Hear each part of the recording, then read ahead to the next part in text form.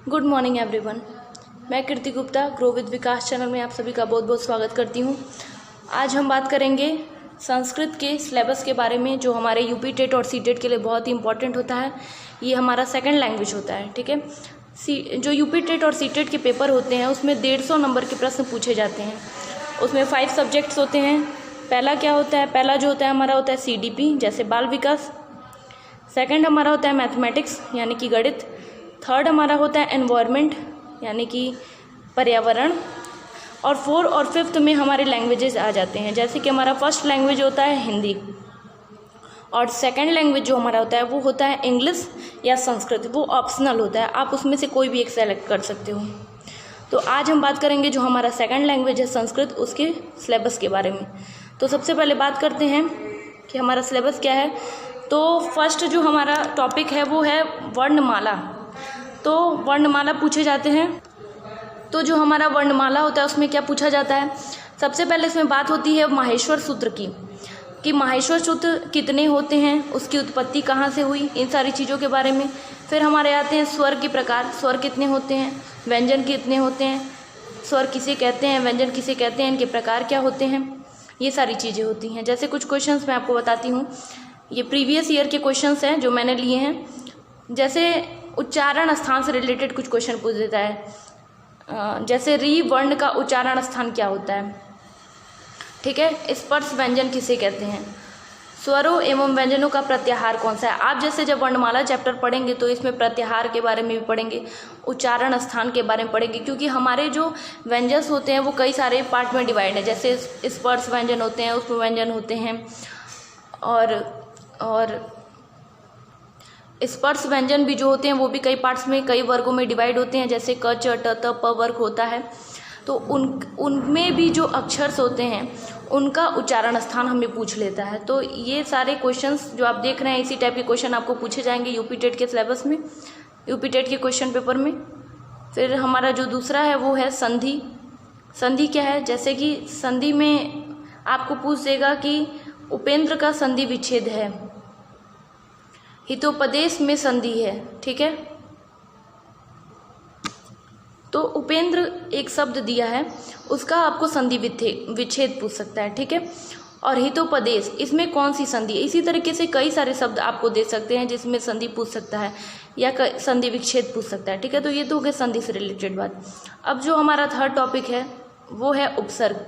उपसर्ग से भी कुछ क्वेश्चंस इसमें पूछे जाते हैं, ठीक है। जैसे कि क्या क्या पूछ सकता है, जैसे आजीवन में कौन सा उपसर्ग है, या संस्कृतम शब्द में उपसर्ग है, कौन सा उपसर्ग है, ये पूछ सकता है। ये पूछा हुआ क्वेश्चन है, मैंने वही क्वेश्चन लिए हैं जो पूछे हुए हैं, ठीक है। फिर है चौथा हमारा टॉपिक है प्रत्यय। तो प्रत्यय क्या है? प्रत्यय से भी कुछ क्वेश्चंस पूछे जाते हैं। जैसे कि देखिए कुछ क्वेश्चन कैसे पूछे गए हैं। जैसे दा धातु में कत्वा प्रत्यय का योग करने पर होता है। कई सारे प्रत्यय होते हैं, तो उसमें एक है कत्वा प्रत्यय। तो कत्वा प्रत्यय का योग करने पर क्या होता है दा धातु में, वो जब आप पढ़ेंगे तब आपको पता चलेगा, ठीक है। आगत्य में प्रत्यय है। अब आगत्य एक शब्द दे दिया है, उसमें प्रत्यय पूछा गया है। तो इस तरीके से प्रत्यय से क्वेश्चंस बनते हैं। और अगर बात करें उपसर्ग और प्रत्यय की, तो ज़्यादातर जो क्वेश्चन बनते हैं वो प्रत्यय से बनते हैं। मतलब इम्पॉर्टेंट दोनों ही है, लेकिन अगर मोस्ट इम्पॉर्टेंट की बात करें तो वो हमारा प्रत्यय होता है, क्योंकि इससे जो हमारा क्वेश्चन बनता है वो ज़्यादा बनता है। फिर हमारा जो नेक्स्ट टॉपिक है वो है कारक। कारक से भी क्वेश्चन पूछे जाते हैं। जैसे क्वेश्चंस मैंने लिया है, रामेण बाड़ेन हतो बाली में करण क्या है, ये क्वेश्चन हो गया। एक क्वेश्चन और मैं बता देती हूँ, जैसे अहम पुस्तकम पठामी, ये एक है, तो पूछ सकता है कि इसमें कौन सा कारक है, ठीक। जैसे कि बालक अश्विन गृहम गच्छति, तो इसमें कौन सा कारक है। तो इस तरीके से कोई भी एक सेंटेंस आपको दे सकता है और पूछ सकता है कि इसमें कौन सा कारक है, ठीक है। और या तो एक जैसे दे दिया बालक अश्विन गृहम गच्छति, तो अश्विन में कौन सा वचन है, ये भी पूछ सकता है आपको। इस तरीके से भी क्वेश्चन पूछ सकता है। फिर जो हमारा नेक्स्ट टॉपिक है वो है विभक्ति। विभक्ति से भी क्वेश्चन पूछे जाते हैं। जैसे क्वेश्चन मैंने लिया है, रुचियार्थानाम प्रियमाणा सूत्र में रुचियार्थक धातुओं के योग में कौन सी विभक्ति प्रयुक्त होती है, ठीक है। इस तरीके से विभक्ति से भी आपको क्वेश्चन पूछ सकता है। आगे जब इस टॉपिक को आप पढ़ेंगे तो आपको पता चलेगा कि विभक्ति क्या होता है, इसके प्रकार कितने होते हैं। जैसे एक क्वेश्चन और पूछ सकता है कि वृक्षात पत्रम पतंती, ठीक है, तो इसमें कौन सी विभक्ति है? तो इस तरीके से भी क्वेश्चन पूछ सकता है। फिर हमारा नेक्स्ट टॉपिक जो है वो है समास। समास भी बहुत इंपॉर्टेंट होता है, ये इससे भी क्वेश्चन पूछता है। जैसे कोई एक शब्द दे दिया, पूछा इसमें कौन सा समास है, जैसे प्रतिदिनम में समास है। अब प्रतिदिन आपको एक शब्द दे दिया, पूछा इसमें कौन सा समास है। फिर नेक्स्ट है हमारा कि नित्य नपुंसक लिंगे वचनांत में समास है, कि इस अब ये एक वर्ड दे दिया, ये पूरा एक ही वर्ड है, ठीक है, ये कोई अलग अलग नहीं है, ये पूरा एक ही वर्ड है, पूछेगा इसमें कौन सा समास है। तो इस तरीके से भी आपको पूछ सकता है। नेक्स्ट जो हमारा टॉपिक है वो है लिंग, वचन और पुरुष। तो लिंग, वचन और पुरुष से भी क्वेश्चन पूछे जाते हैं। जैसे कि कुछ क्वेश्चंस मैंने यहाँ पे लिए हैं, जैसे वारी शब्द का सप्तमी एक वचन का रूप है। अब वारी शब्द आपको दे दिया है, सप्तमी और एक वचन का रूप पूछ रहा है। जैसे कि लता शब्द है। नेक्स्ट क्वेश्चन है पंचमी विभक्ति एक वचन में लता शब्द का रूप है। लता शब्द दे दिया है, ठीक है, इसमें पूछ रहा है कि पंचमी विभक्ति एक वचन में लता शब्द का क्या रूप होगा। ठीक, इस तरीके से भी आपको क्वेश्चन पूछ सकता है। अब बात करते हैं, बहुत इंपॉर्टेंट होता है शब्द रूप, ठीक है, इससे क्वेश्चन जरूर पूछता है, ये बहुत ही ज़्यादा इंपॉर्टेंट होता है। अब शब्द रूप में दो तरीके के शब्द रूप होते हैं, एक होता है संज्ञा शब्द रूप और एक होता है सर्वनाम शब्द रूप। तो संज्ञा शब्द रूप कई होते हैं, ठीक है, तो इसमें आपको सारा नहीं पढ़ना होता है, कुछ इंपॉर्टेंट होते हैं जो पढ़ना होता है। मैं आपको बता देती हूँ कि आपको क्या पढ़ना है। जैसे इसमें अकारांत पुल्लिंग होता है, अकारांत नपुंसक लिंग होता है, फिर आकारांत स्त्रीलिंग, फिर इकारांत, उकारांत, ऋकारांत, ऐसे करके बहुत सारे होते हैं, ठीक है। तो आपको अगर अकारांत पुल्लिंग याद करना है तो उसमें सिर्फ आप बालक का याद कर लीजिए, ठीक है। टोटल आपको कितने याद करने हैं, बस 7 मैं बताऊंगी, बस आप 7 याद कर लीजिए, आपका सारा काम हो जाएगा। तो आप इसमें बालक का याद कर लीजिए। अब बालक अगर आप याद कर लेते हैं तो उस तरीके से आपका राम का भी वैसे ही चलेगा, मानव का भी आपका वैसे ही चलेगा, छात्र का भी वैसे ही चलेगा और शिष्य का भी वैसे ही, क्योंकि ये सारे क्या है, अकारांत पुल्लिंग है। देखिए लास्ट में क्या आ रहा है, अ आ रहा है ना, म में क्या है, अ छिपा है, व में भी अ छिपा है, यानी कि ये सब क्या है, अकारांत है। फिर नेक्स्ट आपका है अकारांत नपुंसक लिंग। इसमें आपको किसका याद करना है, फल का याद कर लेना। अगर आप फल का याद कर लेते हैं तो पुष्प हो गया, जल हो गया, पुस्तक हो गया, नेत्र हो गया, मुख हो गया, ये सारे एक ही तरीके से चलेंगे, ये सारे शब्द रूप एक ही तरीके से चलते हैं, ठीक है। फिर आपको आकारांत स्त्रीलिंग याद करना है। कौन सा आप याद करेंगे, आप लता का याद कर लीजिए। लता में आप लता याद कर लेंगे। लता अगर आपने याद कर लिया तो आप कोई भी आ जाए आपको पेपर में, रमा का आ जाए, विद्या का आ जाए, क्रीड़ा का आ जाए, वाटिका आ जाए, कुछ भी आ जाए, बस वो आकारांत हो, स्त्रीलिंग हो, तो आपका रूप वैसे ही सेम टू सेम वैसे ही चलेगा, ठीक है। अब ये आकारांत कैसे, क्योंकि देखिए यहाँ पे आ है, म में अ छिपा है और ये आ की मात्रा, तो आ यहाँ पे आ है, तो ये आकारांत स्त्रीलिंग है, ठीक। फिर नेक्स्ट है इकारांत स्त्रीलिंग। तो इकारांत स्त्रीलिंग में आपको नदी का याद कर लेना है। अब ये इकारांत कैसे है, देखिए बड़ी ई की मात्रा लगी हुई है तो ये इकारांत है। फिर आपको उकारांत पुल्लिंग में किसका याद कर लेना है, साधु का याद कर लेना है। अब ये उकारांत कैसे, छोटा उ का मात्रा यहाँ पे लगा है ध में, तो ये उकारांत है। फिर आपको ऋकारांत पुल्लिंग याद कर लेना है। तो ऋकारांत कैसे है, री की मात्रा त में लगी हुई है तो ये ऋकारांत है और ये पुल्लिंग है। पितृ का आपको याद कर लेना है और ऋकारांत स्त्रीलिंग में आपको मातृका याद कर लेना है, ठीक है। बस आपको ये 7 याद कर लेना है संज्ञा शब्द रूप में, आपका पेपर सॉल्व हो जाएगा, ठीक। अब बात करते हैं सर्वनाम शब्द रूप की। तो सर्वनाम शब्द रूप की आपको क्या याद करना है, अस्मद। अस्मद जैसे कि मैं, इसको अगर आप याद कर लेते हैं तो ये तीनों लिंग में एक ही रूप होते हैं। जैसे आप अगर पुल्लिंग बात करें, स्त्रीलिंग, नपुंसक लिंग, ये तीनों लिंग में एक ही जैसे चलते हैं, कुछ डिफरेंट नहीं होता है। फिर आपको युष्मत का पढ़ना है। युष्मत का अर्थ होता है तुम से, इसका सेंस होता है, ठीक है।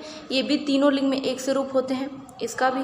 फिर आपको तत् का पढ़ना है। तत् का पढ़िए या सर्व का पढ़िए, इसमें आपको अलग अलग पढ़ना पड़ेगा। पुल्लिंग, स्त्रीलिंग, नपुंसक लिंग, तीनों का अलग अलग आपको याद करना पड़ेगा। तो आप तत् का याद कर लीजिए या सर्व का याद कर लीजिए, दोनों सेम होता है, एक कोई भी याद कर लेंगे काम चल जाएगा, ठीक है। फिर हमारा नेक्स्ट है धातु रूप। अब धातु रूप में आपको क्या याद करना है, तो सबसे पहले धातु रूप जो होते हैं वो 5 प्रकारों में बटे होते हैं। जैसे सबसे पहले होता है लट लकार। लट लकार यानी वर्तमान काल, जो वर्तमान के बारे में बातचीत होती है। फिर होता है लिट लकार यानी भविष्यत काल, भविष्य के बारे में, हमारे फ्यूचर के बारे में जो कुछ कहा जाता है वो भविष्य काल होता है।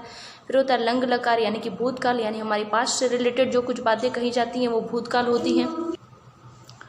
फिर है लोट लकार। लोट लकार यानी आज्ञा के अर्थ में, जैसे कोई किसी से आज्ञा लेता है उसके सेंस में लोट लकार चलता है।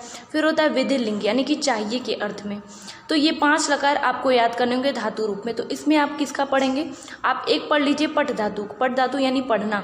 अगर आप एक पढ़ लेते हैं पट धातु का तो उसी तरीके से कक्ष का भी चलेगा, उसी तरीके से तिष्ठ धातु का भी चलेगा, ठीक है।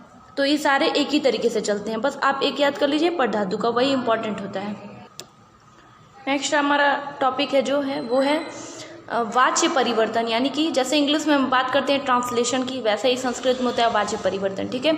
जैसे कि अगर आपको पूछ दिया राम घर जाता है, इसका वाच्य परिवर्तन कीजिए, तो आप कैसे करेंगे, ठीक है। तो इस तरीके से क्वेश्चन इसमें पूछ सकता है।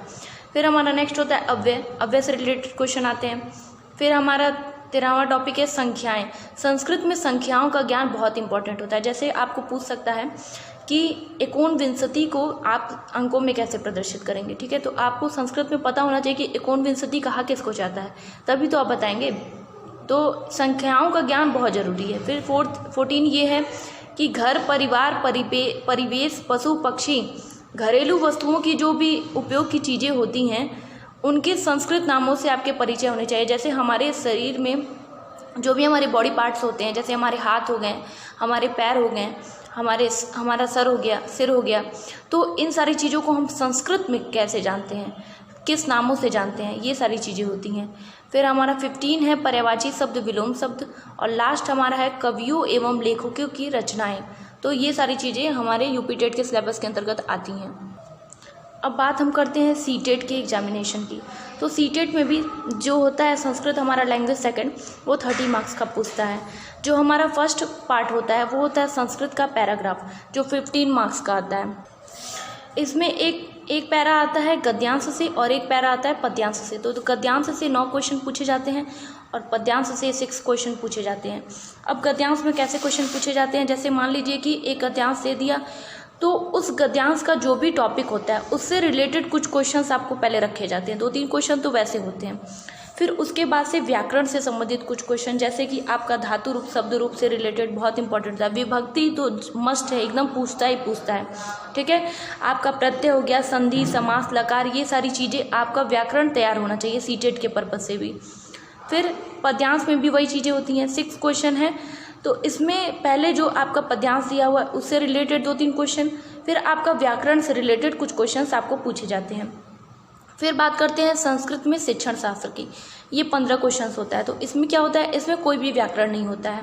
पहला जो इसमें होता है भाषा कौशल से रिलेटेड कौशल, जैसे कि श्रवणम, संभाषणम, पठनम, लेखनम, जैसे कि सुनना, बोलना, पढ़ना, लिखना, इससे रिलेटेड क्वेश्चंस होते हैं।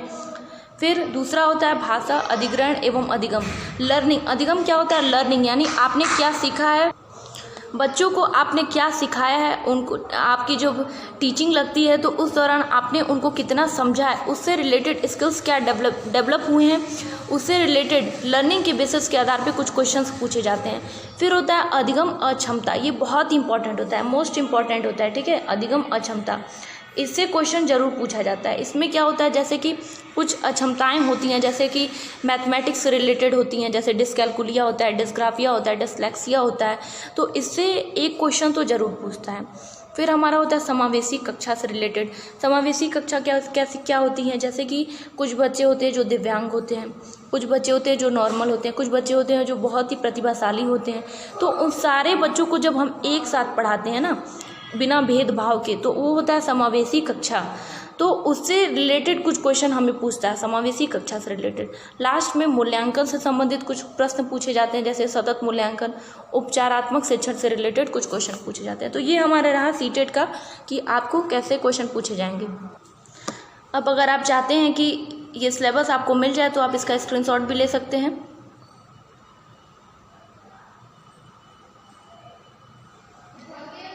मैं आधे पेज को और दिखाती हूँ आपको।